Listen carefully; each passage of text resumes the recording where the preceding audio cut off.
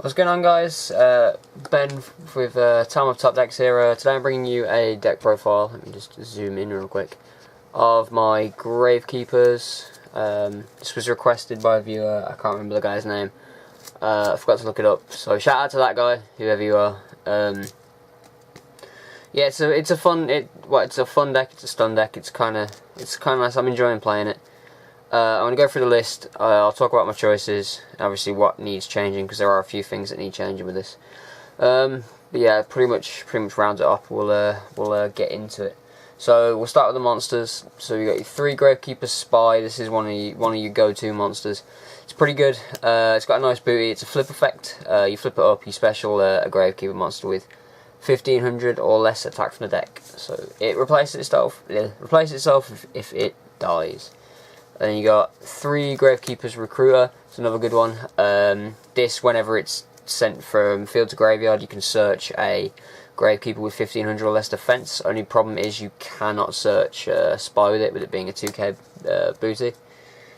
Again, it's pretty nice. Next I've got 2 Gravekeeper's Commandant. You want this at 3, 110%. You want this at 3. I don't currently have my 3rd yet. I'm waiting for it for it to be delivered in the mail. So that will go up to 3 as soon as that comes. You discard it to search your Necro Valley. It's really good. It's a really good card. But yeah, if you have 3 of this, play 3 of this. I just don't have 3 right now.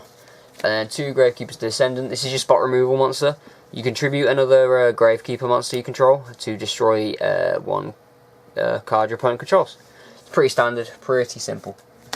Then to the last monsters, we've got 2 one-offs. We've got Gravekeeper's Assailant. It's another name, really. 2k body when a Necro is on the board, and you can when you declare an attack on a monster, it changes its battle position. So it's fairly decent. And then the 1 Gravekeeper's Shaman. This is great to get off Spy, because it has 1500 defense. It protects your Necro Valley. It stops all monster effects in graveyard, and prevents your your field spells from being destroyed, and your opponent cannot activate field spells. So it's good in like the True Draco matchup if that ever comes up. If you can get this on the board before they can get a diagram out, then they can't activate any more diagrams and stuff like that.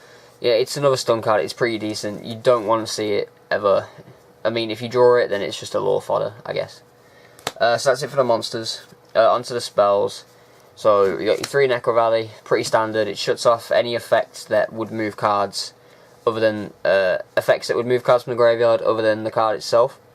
It also stops monsters being cards being banished from the graveyard, and it boosts up your Gravekeepers. For the rest of the Gravekeeper spell cards, we've got the 1 Royal Tribute, 1 Hidden Temples of Necro Valley, and 1 Gravekeeper Steel.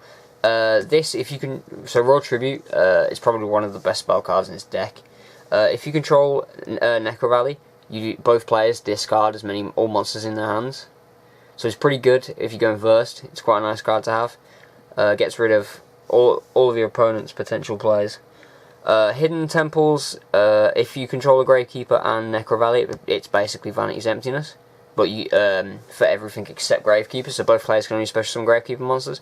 But if Necro Valley or a Gravekeeper monster leaves the field, this goes too. And then Gravekeeper Steel just recurs Gravekeeper monsters in your graveyard. And obviously with playing a low monster count, it's pretty nice to have. Next you've got your 3 Pot of Dualities. Only got 2 Ultras at the minute because Andrew has my 3rd. Obviously digs through your deck and it gets you into your Gravekeeper Demise. It's really good. This deck runs off its spells and traps pretty effectively, and it can survive off a normal summon depending on the situation. So yeah, Gravekeeper Demise is just really good. It helps dig for stuff that you need.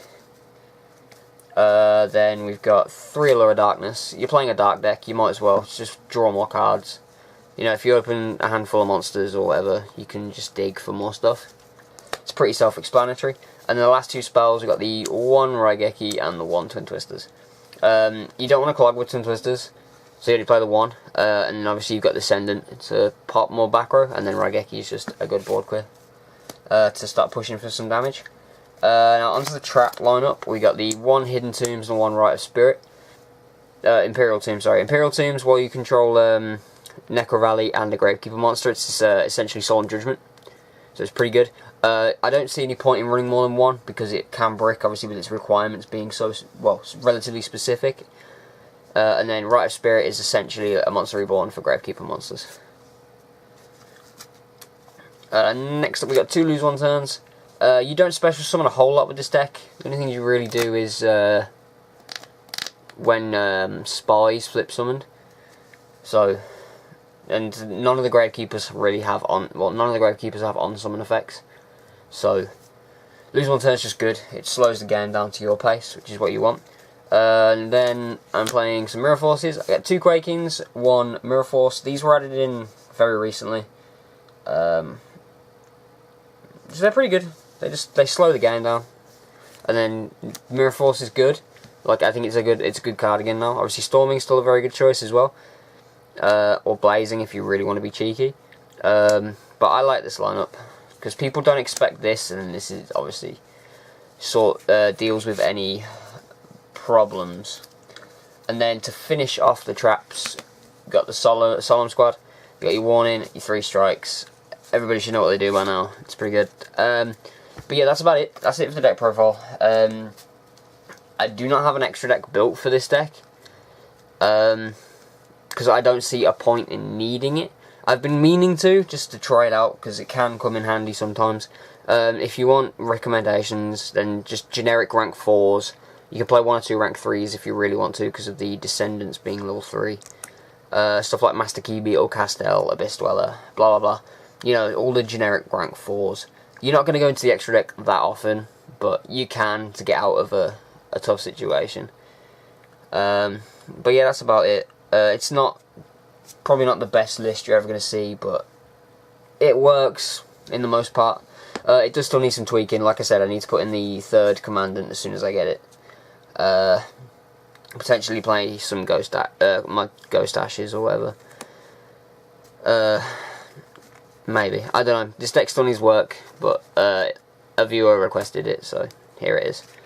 But yeah, if you've got any recommendations on what other changes you think I should make, then pop them in the comment section, and I will be sure to have a flick through those and get back to you on that. So yeah, if you have enjoyed, please do like the video, subscribe, because I would appreciate that. We're nearly at 100 subs, and I'm not gonna lie, I'm quite buzzing about that. And obviously, yeah, comment and all that stuff. And yeah, I think that's about it. So thank you very much for watching, guys, and I'll see you all next time.